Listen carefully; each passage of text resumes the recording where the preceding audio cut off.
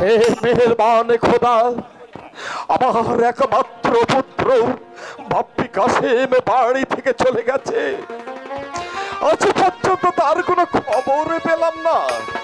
আমি আমি জানি না হে মেহেরবান খোদা, আমার একমাত্র পুত্র সে কোথায় আছে, সে কেমন আছে।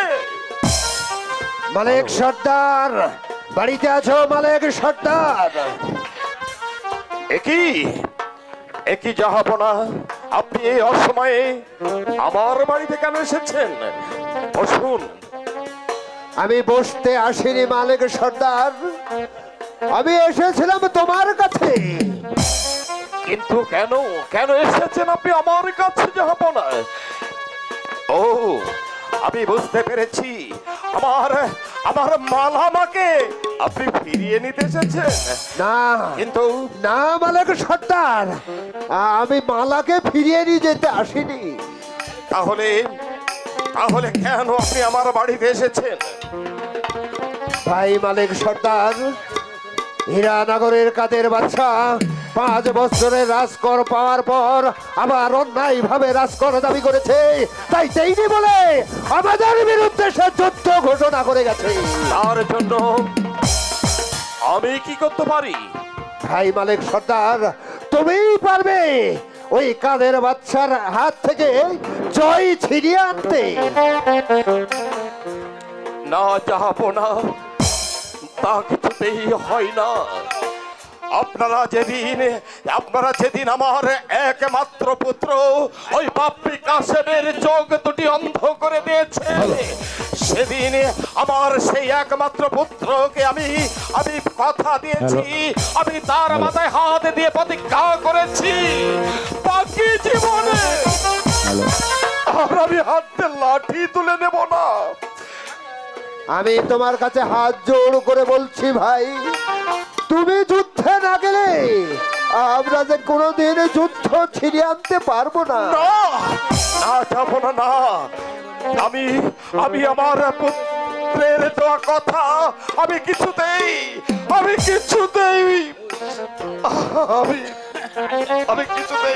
অস্বীকার করতে পারবো না।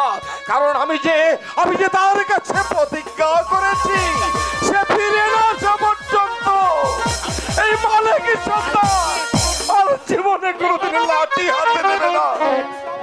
বেশ, আমি চলে যাচ্ছি মালিক সর্দার, তবে যাবার সময় আমি তোমাকে শেষবারের মতো অনুরোধ করে বলছি, তোমার মতো বীর বিক্রম জীবিত থাকতে তুমি কি সহ্য করতে পারবে ওই হীরানগরের কাদির বাদশা এসে আমাদের রাজ্যের অশান্তির আগুন জ্বালিয়ে তুলো? তুমি কি সহ্য করতে পারবে ওই হীরানগরের কাদির বাদশার সৈন্য এসে তোমার মাতৃভূমির ইজ্জত নিয়ে মাতৃভূমির ইজ্জত নিয়ে ছিনিমিনি খেলবে? হ্যাঁ, মাতৃভূমির ইজ্জত নিয়ে যখন ছিনিমিনি খেলবে, পারবে তখন চুপ করে থাকতে?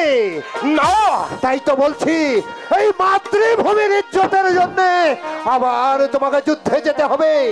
তবে তোমার পুত্রের কাছে যখন প্রতিজ্ঞা করেছো, প্রকাশ্যে নয়, তুমি ছদ্মবেশে আবার যুদ্ধে যাবে ভাই মালিক সর্দার। মাতৃভূমি রক্ষার জন্য আমাকে যুদ্ধে যেতে হবে।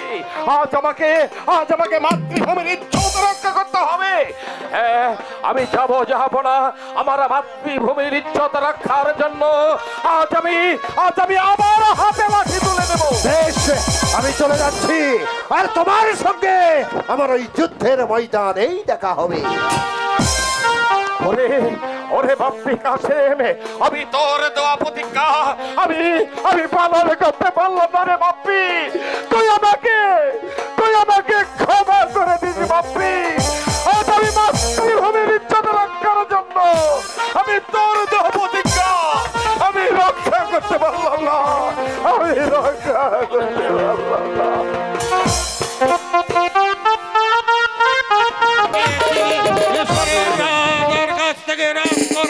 জন্য সে এখনো ফিরে আসছে না কেন?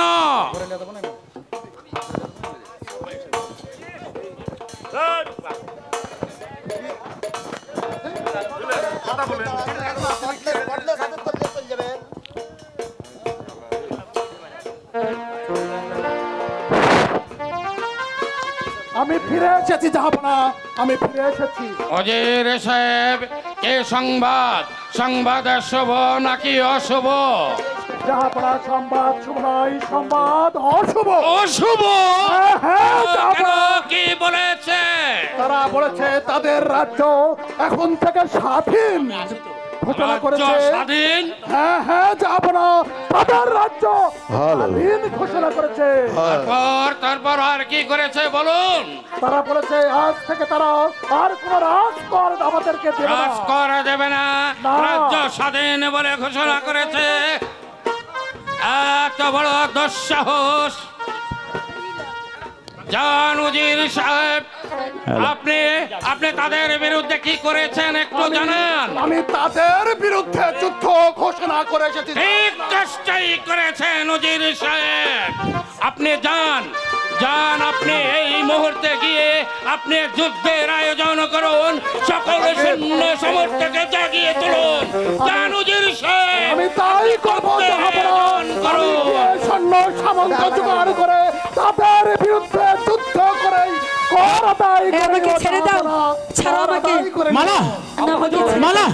আমাকে ছেড়ে দাও। এই মালা, কি হয়েছে? এটা রাজদরবার। তাতে আমার কি হয়েছে?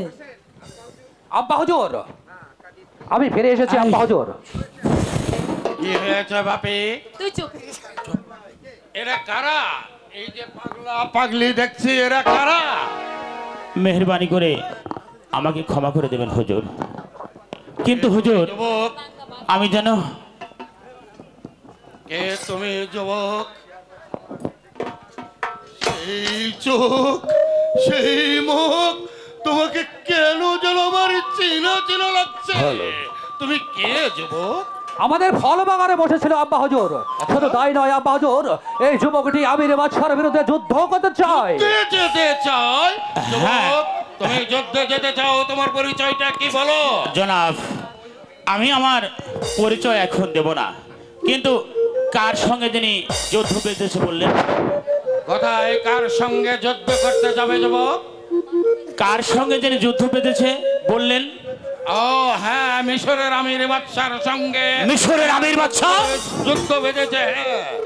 মিশরের আমির বাদশা আমাকে রাজকর দেয়নি, উপরন্ত তার রাজ্যকে স্বাধীন ঘোষণা করেছে আমার অনুমতি না।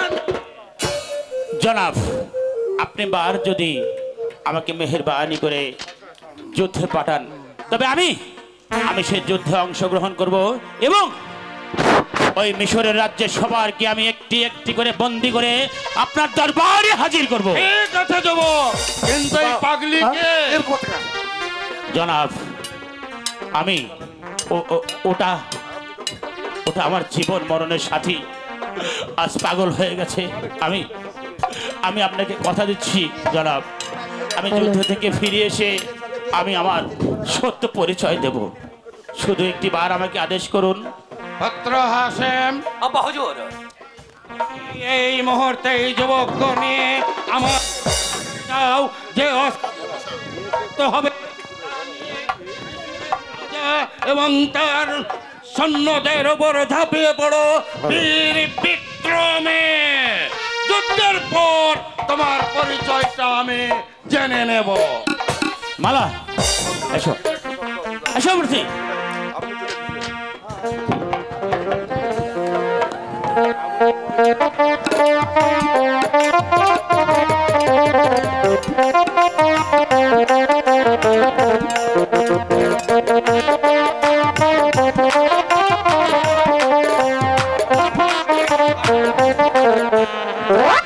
আমি একটু তরোয়াল দাও, তরোয়াল।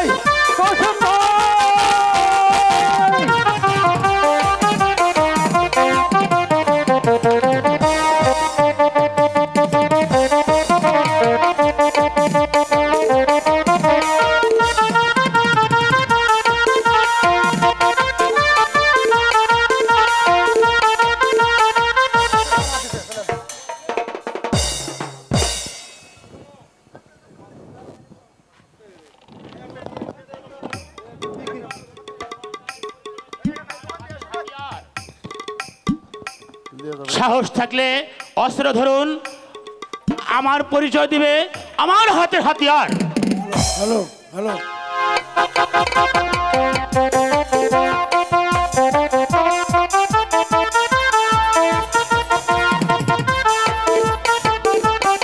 কি বলো যুবক, বলো, তোমার সাথে যুদ্ধ করতে আমার এক মনে যেন সায় দিচ্ছে না। হ্যালো আমি তো আগেই বলেছি আমার পরিচয় দিবে আমার হাতের হাতিয়ার। সাহস থাকলে অস্ত্র ধরুন, যুদ্ধের ময়দানে এসে যুদ্ধ করে পরাজয় করবো আপনাকে। আমার দেখছি মোর ভার পালকে গজিয়েছে, পালকে এখনো যুদ্ধের স্বাদ তোমার মেটেনি। তাহলে মিটিয়ে দিচ্ছি তোমাকে যুদ্ধের স্বাদ। চুপ করবি তো? একবার বলেছি আমার পরিচয় দিবে আমার হাতের হাতিয়ার। সাহস থাকলে অস্ত্র ধরো। তার আগে বলো যুবক, তুমি কে? আমি বলেছি না আমার পরিচয় দিবে আমার হাতের হাতিয়ার। সাহস থাকলে অস্ত্র ধরুন। ঠিক আছে, তাহলে দেখা যাওগে তার বাহুতে কত শক্তি।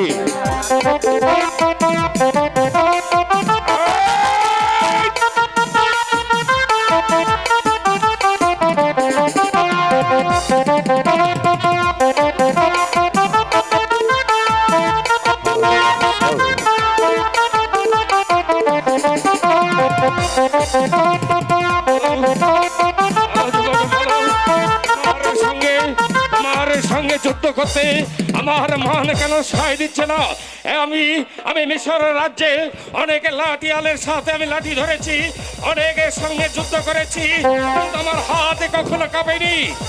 বৃদ্ধ, আমি তো বলেছি আমার পরিচয় দিবে আমার হাতের হাতিয়ার। সাহস থাকলে অস্ত্র ধরো, যুদ্ধ করো। না, তোমার সঙ্গে যুদ্ধ করতে আমার মন কেন সায় দিচ্ছে না? আমি তো বলেছি বহু বীরের সঙ্গে আমি যুদ্ধ করেছি, কিন্তু আমার হাতে কেন কোনোদিন কাঁপেনি।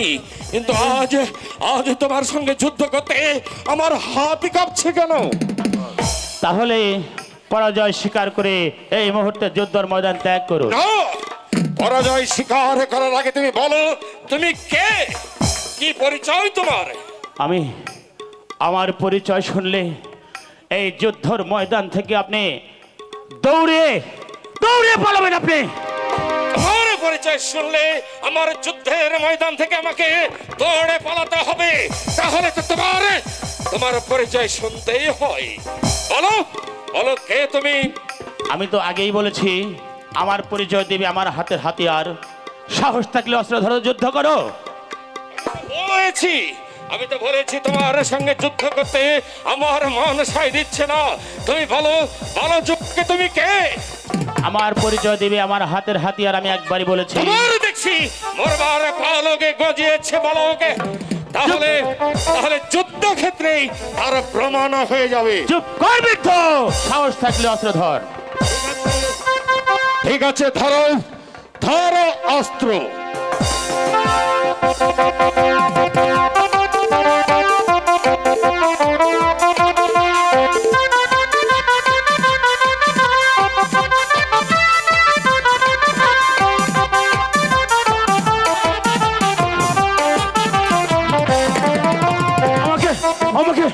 আমাকে ছেড়ে দে।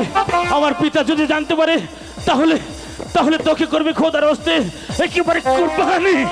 আমাকে ছেড়ে দে, তোর পিতা ছেড়ে দে। যার নাম শুনলে আমাকে যুদ্ধের ময়দান থেকে পালিয়ে যেতে হবে, তোর পিতা আমাকে খুন করবে। তাহলে তো পরিচয় শুনতে হবে। বলো যুবক, তোমার পিতার নাম কি? আমার পিতার নাম মোহাম্মদ মহাবী মালিক সর্দার। কে চেনেন নাকি? তাদের চেনেন?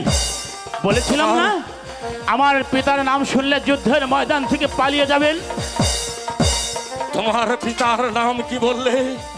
আমার পিতার নাম মিশরের রাজ্যের বীর বিখ্যাত লাঠিয়াল মালিক সর্দার। তাহলে তোমার মাতার নাম কি? আমার মাতার নাম? হ্যাঁ, তোমার মাতার নাম আয়েশা। আয়েশা? চেনেন চেনেন নাকি তাদের?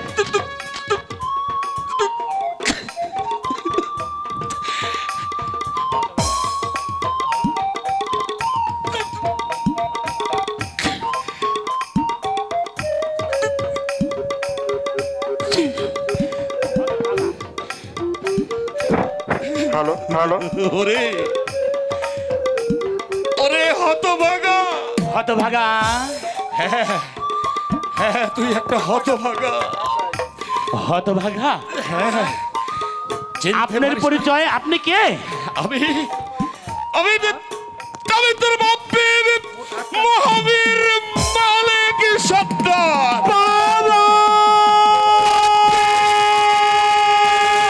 না না না না না না না না, কি হয়েছে? আপনি কি হয়েছে?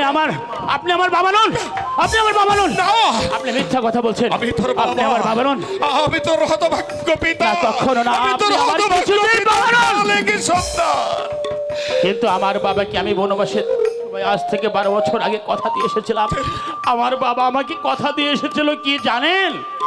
কি কথা দিয়েছি? আমার মাথায় হাত রেতে প্রতিজ্ঞা করে বলছিল, যতদিন পর্যন্ত চোখ ভালো করে আমি দেশে ফিরে না আসবো, ততদিন পর্যন্ত আমার বাবা ওই আলিগড়ের যুদ্ধের লাঠি ধারণ করবে না।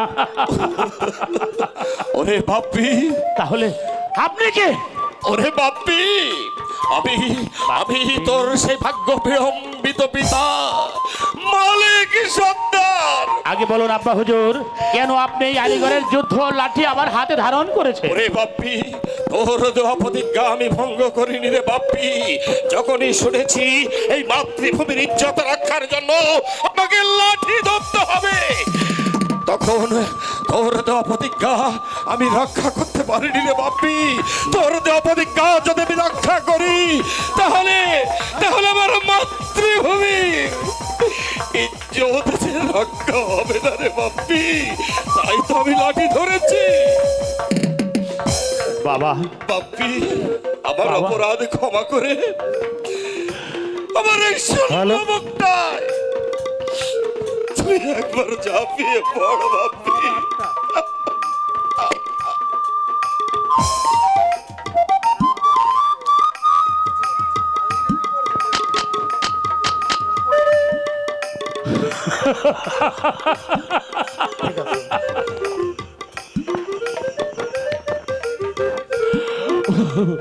বাবা, বাবা, বাবা!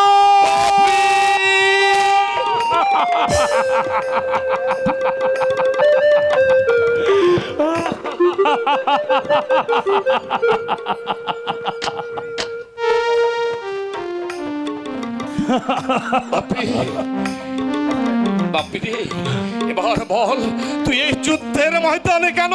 কে তোকে যুদ্ধে পাঠিয়েছে? তাহলে শুনবেন আব্বা হুজুর, শুনবেন আমি কেন এই যুদ্ধতে অংশগ্রহণ করেছি। আমাকে যে শুনতেই হবে রে বাপ্পি।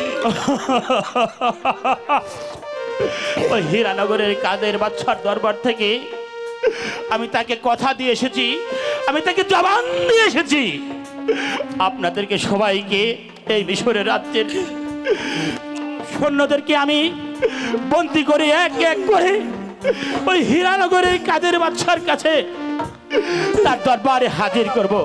কিন্তু আব্বা হুজুর, বাপ্পি, পারবে না আব্বা হুজুর, তুমি পারবে না বাপ্পি, আমার হাতে বন্দিত্ব স্বীকার করে আমার সঙ্গে যেতে। বাপ্পি, কিন্তু কিন্তু কেন তুই কাদের বাচ্চার হয়ে এখানে যুদ্ধে এসেছিস? বলতো বাপ্পি।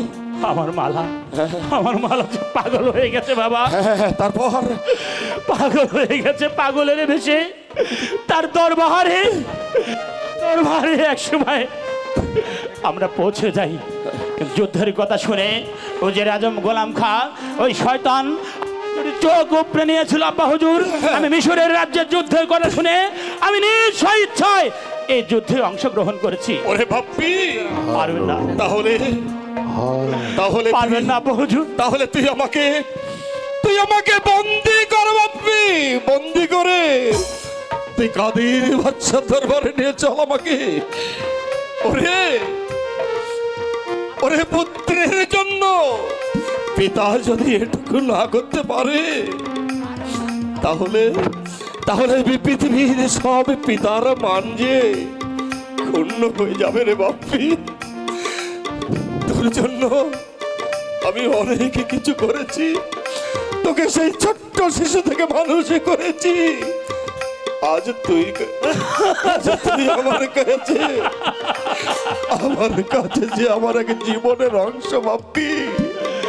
আব্বা হুজুর, কর আব্বা হুজুর, কর বাপ্পি, তুই আমাকে বন্দি করে তুই আমাকে কাদিনী বাদশার দরবারে নিয়ে চল। ঠিক আছে আব্বা হুজুর, আমি তাই করছি। চলুন আব্বা হুজুর। তুই আমাকে বন্দি করবি না? বন্দি করবো না আব্বা হুজুর, সে চায়। আর আপনি আমার হাতে বন্দিত্ব স্বীকার করেছেন, আমি আর কি বন্দি করব আপনাকে? তাহলে চল বাপ্পি, চল।